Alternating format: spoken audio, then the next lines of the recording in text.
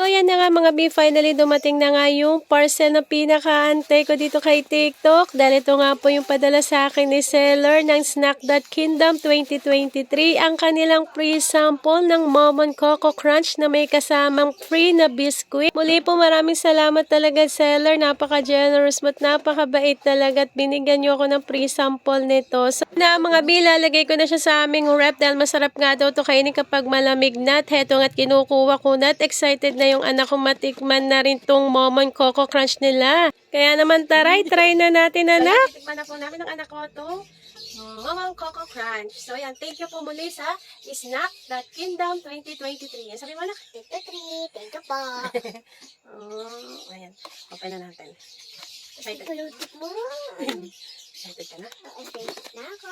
Ayun. O yan na. Sura niya mga big. Mistake niya pa hindi. Sige, tayo mo na. Nana. Tara. Mamay, sobrang mo naman ako. Sarap.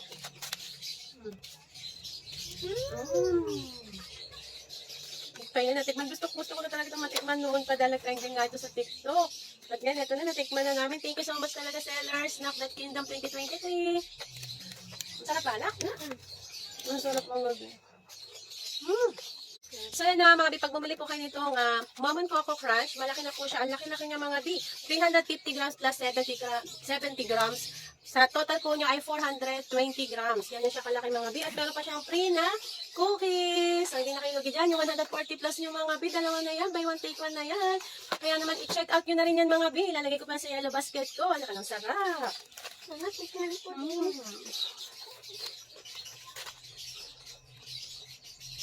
Good. Thumbs up ka.